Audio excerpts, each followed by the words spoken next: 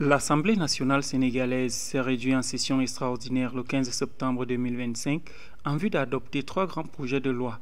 Le projet portant sur le Code des investissements, un autre modifiant le Code général des impôts, notamment la loi numéro 2012-31 du 31 décembre 2012, et enfin le projet de loi modifiant la loi numéro 2008-46 instituant la redevance sur l'accès ou l'utilisation des réseaux de télécommunications publiques. Ces projets de loi ont été présentés à l'Assemblée nationale par le ministre des Finances et du Budget qui en a soutenu la discussion.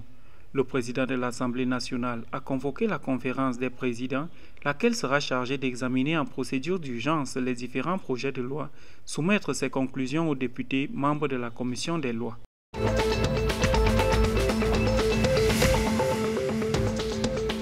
Selon les estimations du Comité national de la statistique, le produit intérieur brut de la République du Togo a connu une augmentation de 6,5% en 2024. En chiffres, cela équivaut à 6 458,3 milliards de francs CFA contre 5 954,2 milliards en 2023. Cette progression place Lomé au-dessus de la moyenne de l'Union économique et monétaire ouest-africaine qui est de 5,5%. Ce résultat a été rendu possible grâce à trois secteurs principaux.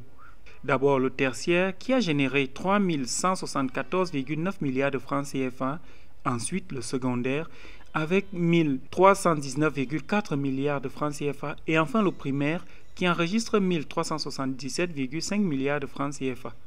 La plateforme industrielle de Adeti Copé, le port de Lomé et la digitalisation des services ont tous joué un rôle dans cette croissance du PIB.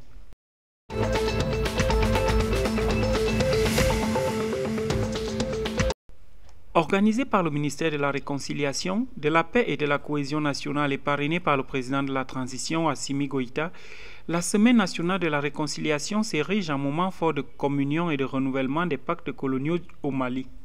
Pour sa 4e édition, qui se tient du 15 au 22 septembre 2025 sous le thème « Héritage culturel, facteur de paix et de cohésion sociale dans l'espace AES », la Sénaré ambitionne de valoriser l'héritage commun des peuples du Mali, du Burkina Faso et du Niger, réunis au sein de la Confédération des États du Sahel, AES. Il s'agira aussi de valoriser le patrimoine matériel et immatériel sahélien comme levier de résilience et de cohésion, raviver la mémoire collective en célébrant l'héritage culturel commun de l'AES, d'inculquer aux femmes et aux jeunes les valeurs ancestrales de paix, mais aussi mettre en avant le dialogue permanent entre les cultures pour renforcer l'intégration et la fraternité au sein de la Confédération.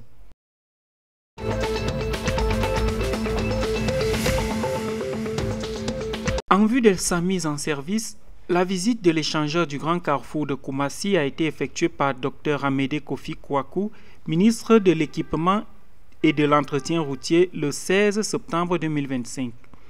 La visite a aussi marqué la fin des travaux et la réception officielle de l'ouvrage par l'État de Côte d'Ivoire. Fruit de la coopération entre la Côte d'Ivoire et les États-Unis, cet ouvrage s'inscrit parmi les projets visant à améliorer la mobilité urbaine et faciliter le trafic routier dans la capitale ivoirienne.